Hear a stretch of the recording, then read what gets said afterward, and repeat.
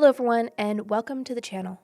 We've revamped the format of our Crimes of the Month series to give it a bit of a facelift, but the video is still going to focus on crime news and updates from previous cases. Today, we'll be covering a case update from our previous coverage of the Gilgo Beach Rex Heuermann arrest. 4 new witnesses have come forward and link the wife to Heuermann's crimes. Next is the odd case of missing person Nancy Ng. Then, a case update to our video on the murder of Riley Whitelaw. Then, a woman's body was discovered dismembered in a dumpster. Her husband, Sam Haskell, has been arrested. And then last, funeral directors in Colorado were arrested for improperly storing remains, and 190 bodies were found on their property. Earlier this month, our video on the arrest of Rex Heuermann went live. We had been watching the case since the announcement of the arrest in August and had been working on that video for weeks while more information about the Gilgo Beach murders trickled out to the press. At the time we had posted, we hadn't really thought any more bombshells were going to be announced until the trial, which is set to start in February 2024. But I was wrong, and every week since we posted that video, there have been multiple significant updates to the case. So first, we're going to start with something that isn't really that serious, just an odd thing that kind of stuck out for me.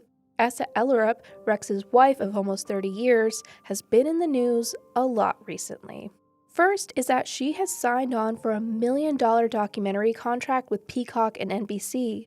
Along with Ellerup, their 2 children, both in their 20s, and their lawyers involved have been reported to have signed 6-figure contracts with the news network. Ellerup has also been attending court appearances with the documentary crew in tow. She's also made a few statements to the media. One was asking for their guns back from forensics. Another has been vague support of Heuermann and kind of an odd statement that she had only recently filed for divorce in an attempt to shield herself from future lawsuits. In connection with that statement, Heuermann has signed over all of their properties to Ellerup in full, which seemed to be a way of protecting their assets. So now, into the more serious updates. The Suffolk County District Attorney has announced that new DNA evidence connecting Heuermann to other cases has been submitted to a grand jury. Once the grand jury has made its decision, new charges can be put forward. Next is the bombshell that was announced and the whole reason I needed to get going on a case update. The other stuff was kind of just things I discovered on the way. 4 new witnesses have come forward. 2 have already signed official affidavits, and the other 2 are said to be finalizing things, and their affidavits will be released soon.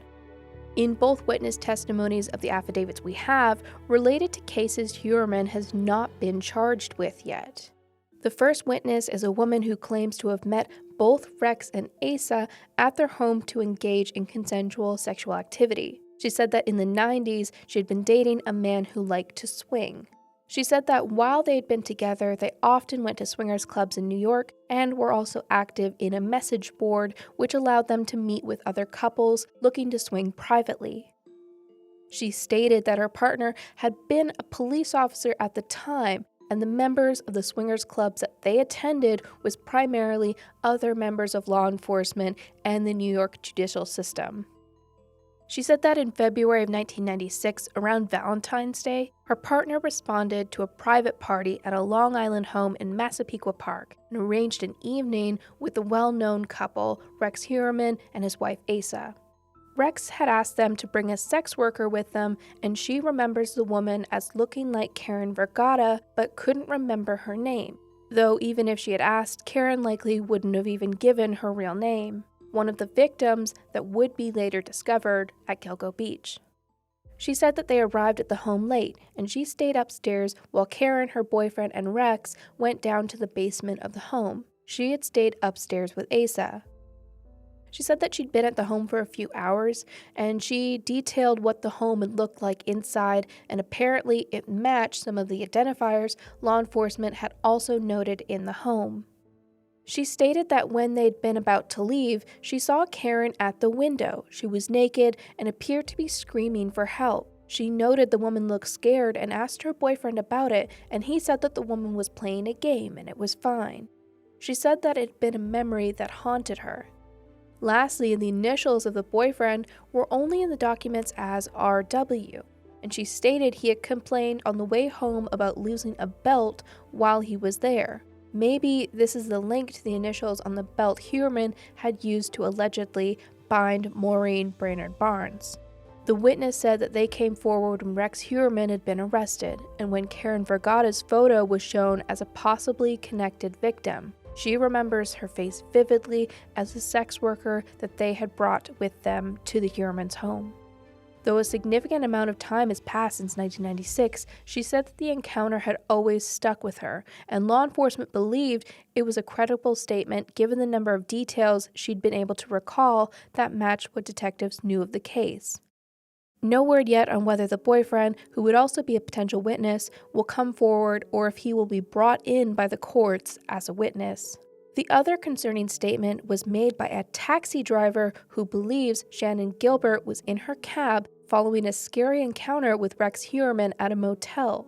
This would have been months before Shannon made the 911 call and disappeared.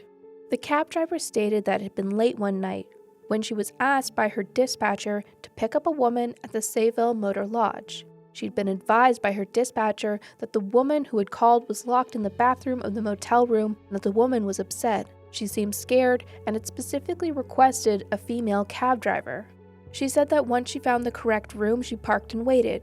After a couple of minutes, she started flashing her lights into the room. Then a couple minutes after that, she started honking and flashing her lights. After a couple of minutes of making quite a bit of noise, she saw a man emerge from the motel room. The man had placed his arms over his face, but she could tell he was a very large man, white, with a lot of white in his hair, and she said that he had, quote, a bit of a belly. She said that she watched him get into his vehicle, a greenish-gray SUV, and drive off. Once the man drove off, a petite woman came out of the hotel room. She described her likeness to be very similar to Shannon Gilbert and said that the girl was shaking and crying. She said that she felt that the girl was terrified. As they drove, the two chatted for a bit. She said that the girl said that she'd met the man off of Craigslist and he had said he was rich and would take care of her. She said that he'd placed a thick envelope on the bedside table and said that at the end of the night, the whole envelope was hers. She went on to say that while the man was in the washroom, she opened up the envelope and it was filled with folded, torn paper. When she asked the man about it, he became furious and started to get super aggressive. That was when she locked herself in the bathroom and called the taxi company. The cab driver said that they spoke of family, of life, and just made small talk while the cab driver took her to the train station. She wanted to take the 2 a.m. train back into New York City. The taxi driver said that it would be years later that she would recognize the woman who had been in her cab so many years ago. It had been when Rex Heuermann had been arrested. She recognized the girl from news coverage featuring Shannon Gilbert's murder case, and she recognized the girl's voice from the 911 call. State police.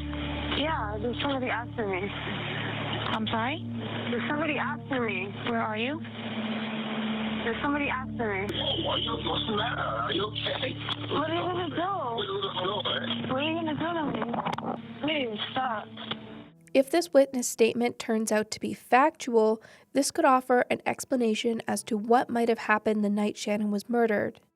Maybe Rex had been in that house, and that was why she'd been so terrified. We won't know the status of these witness testimonies, likely until trial. Both of the statements will need to go through a fact-checking process because at this point they are just statements, but I'm interested to learn if they are in fact facts. This is gearing up to be a lengthy trial, and if this is how it's going to be before it's even started, it's going to be eye-opening for sure. Up next, we have a 29-year-old California woman who's gone missing while on a yoga retreat in Guatemala. Nancy Ng left her home in Monterey Park, California on October 14th and jumped on a plane to head to a yoga retreat at Lake Atitlán for what was supposed to be a week of relaxation and grounding. Nancy had attended the retreat in 2022 and had loved it so much that she booked a second trip as soon as she'd been able. However, only days after her arrival, her family back in California were notified by the retreat operators that Nancy had gone missing. The Ng family wasn't given a lot of information about Nancy's disappearance and were extremely distressed. Eddie Ramada, LA-based yoga instructor who was leading the Be the Change retreat, said that according to one of the other attendees, Christina Blazik, she and Nancy had been out in kayaks but were away from the group, and she claims that Nancy hopped out of her kayak to swim, and when Blazik wasn't looking, Nancy disappeared under the water. Then, that was it. Despite a swift response from law enforcement, the Ng family didn't get much information as to what had happened to Nancy, which was a shock. Tonight, the desperate search for Nancy Ng, a California woman who vanished from a yoga retreat in Guatemala. We just really want to find Nancy and bring her home.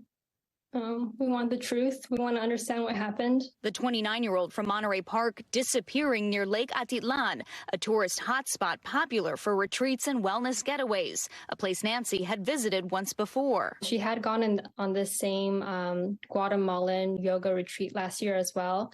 Same host, mostly the same itinerary as well, but she loved it so much she wanted to go back again. And many of the other retreat attendees had left Guatemala the day after Nancy had disappeared, returning back to the U.S. before authorities even had a chance to speak to them. They'd also discovered that the kayak company that had rented the kayaks to the group had been the ones to raise concerns about the missing woman. 10 people had gone out and 10 boats returned, but only 9 people came out of the lake. Nancy Ng's family says this is the last known video of her taken October 19th and has now been provided to rescuers. The 29-year-old was on a yoga retreat when she went on a kayaking excursion in the remote area of Lake Atitlán and disappeared. According to Elaine and Lee Beal, who run Kayak Guatemala, this yoga group of 10 people set out on the water in the morning. Their employee taking this photo. When the group returned, there were only 8 that returned. But we could see in the distance of about 100 yards, 2 single kayaks. Those 2 kayakers were Ng and another woman. We watched them as they continued paddling until we lost sight of them. A distress signal called in. The next thing Elaine Beal says she sees. I witnessed the survivor being ushered up the steps with the yoga instructor. She was clearly distressed, and they didn't say a word to us. But no sign of Nancy Ng. The Beals say they called the group's hotel the next morning because they hadn't been paid, only to learn they were gone. I just don't understand that part of leaving within 8 hours of, 12 hours of the accident. It was bizarre circumstances and confusing behavior, not only from the company responsible for keeping everyone safe, but also the other attendees. Days went by without any answers and no signs of Nancy Ng. Nancy was athletic, a strong swimmer, and was adventurous, but wasn't reckless, and the Ng family couldn't understand why more wasn't done by the retreat to find Nancy when they learned that she'd gone missing. The theory that Nancy had jumped out of her kayak and drowned didn't make sense. Why had the woman who had last been seen with Nancy, a California attorney no less, not cooperated with the FBI initially, and why had she changed her travel plans to leave hours after Nancy had disappeared?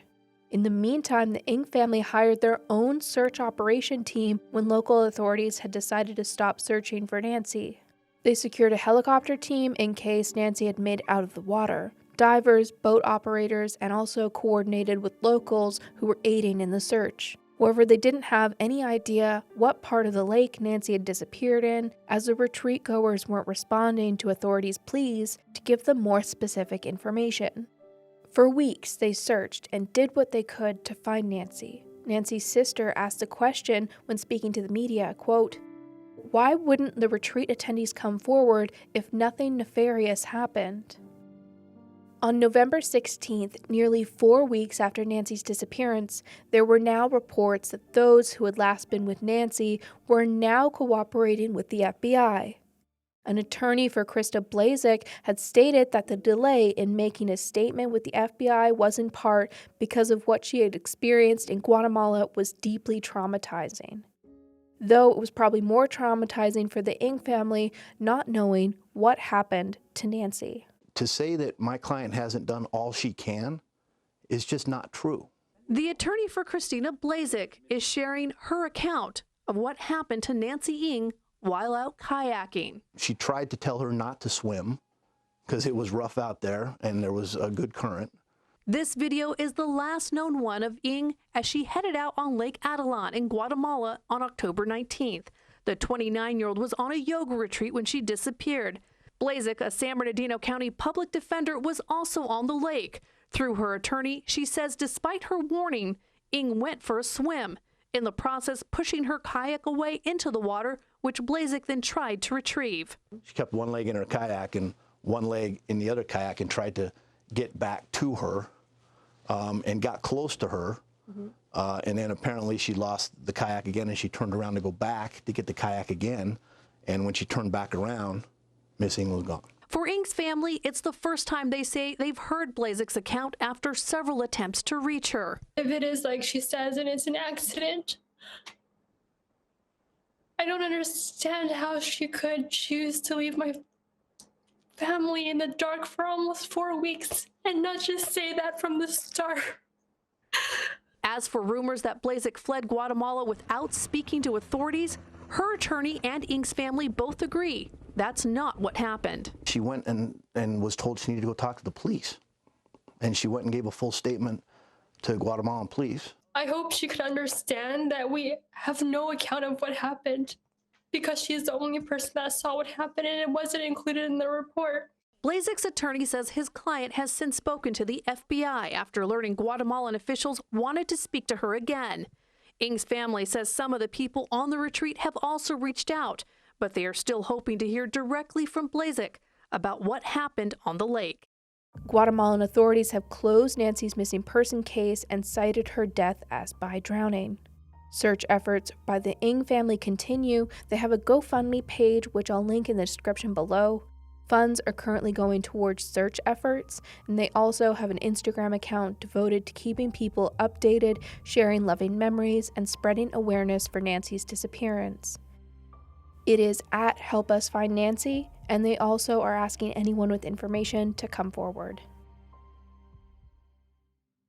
Last summer, we covered the murder of 17-year-old Riley Whitelaw.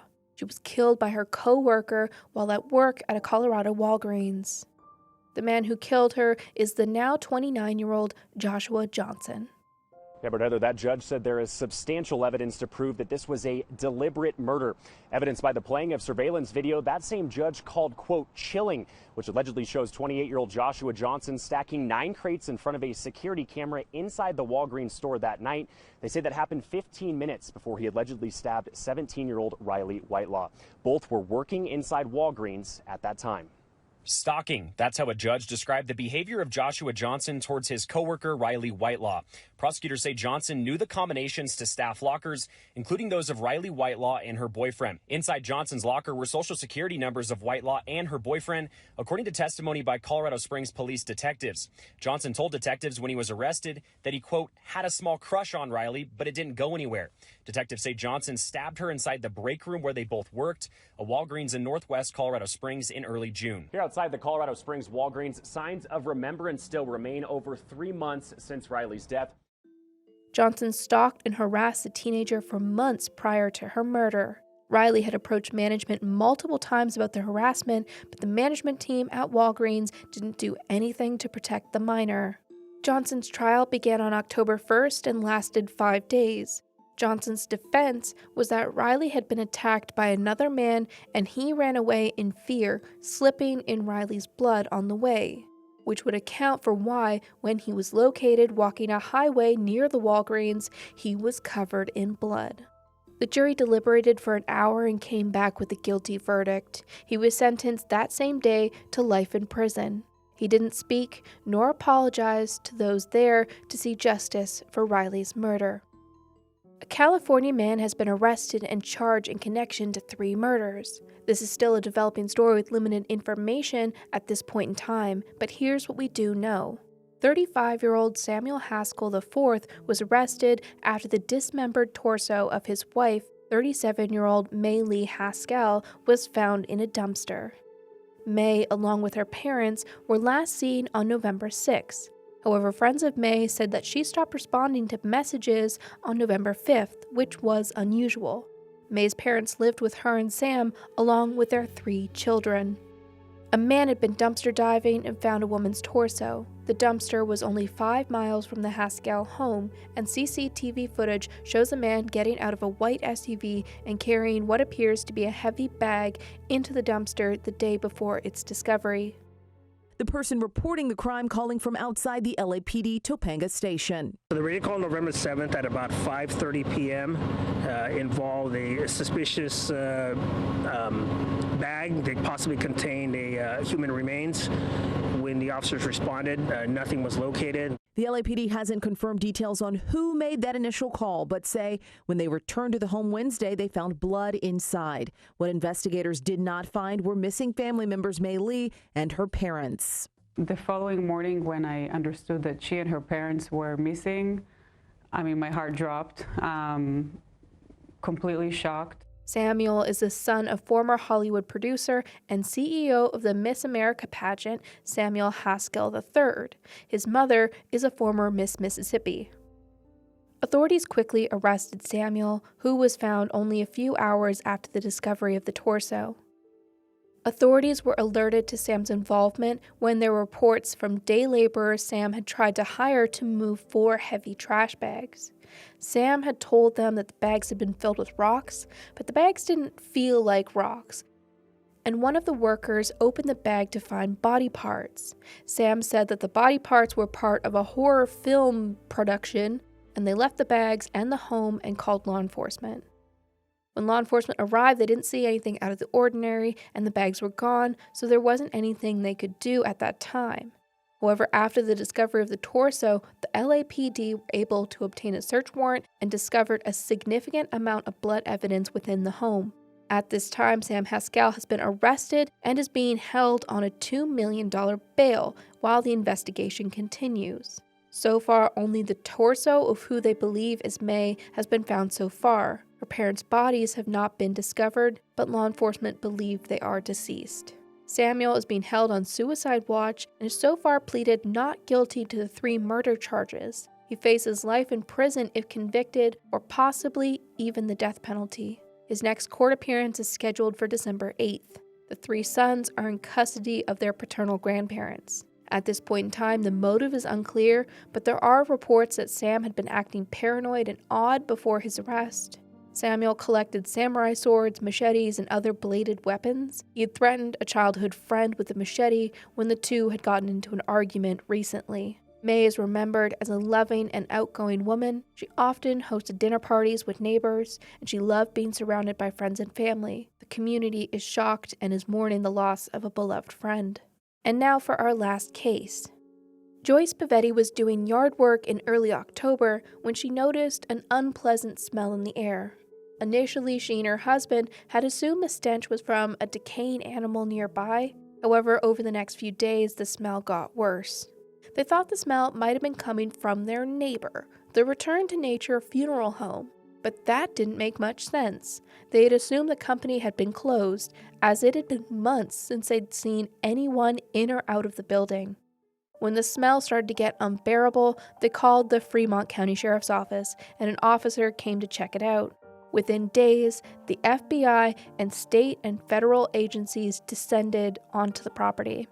When a search warrant had been executed for the property, it was an unimaginable, horrific nightmare.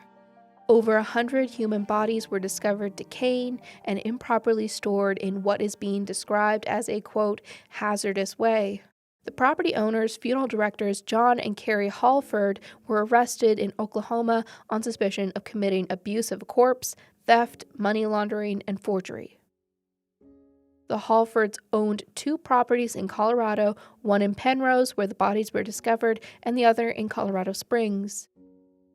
They started the business in 2017, but it was soon discovered that they had lost their license to operate funeral services in 2022. However, they continued operating for a year afterward. After the arrest, the significant task of identifying the remains started. There were nearly 200 bodies on the property, and through dental records, some were quick to identify, but when officers approached the next of kin for the identification, they were shocked to learn that many of these people believed that their loved one had been cremated. In fact, they had their ashes, leading investigators to ask the question, who or what was in these urns? We will never know what our families are actually carrying. Some of them may be concrete dust, some of them may be other things. We won't ever know, so it can't even describe the emotions our families are going through. Christina Page, whose family was among those decedents found inside the funeral home last month. Law enforcement also discovered that the Halfords were being sued by a local crematory and various vendors for unpaid bills. So far, 190 bodies have been found, and of those, 110 have been identified. Colorado called a state of emergency, which allowed them to open up for assistance from the federal government and also get assistance from other states to make sure all of the victims' remains were cremated and returned to their loved ones. Carrie and John Halford are being held while they await formal charges. They are being held on a $2 million bond. At least one family has filed a lawsuit against the funeral home. So that's some crime news, some updates from previous cases. What cases do you want me to follow and keep you updated? The Sam Haskell case, Nancy Ng's disappearance, or the Halfords' impending legal nightmare? Let me know in that comment section down below. And if you see anything you want me to cover next, let me know. But that's it from me. Thank you so much for being here and supporting what I do. I'll see you all in the next video. Stay safe out there, and good night.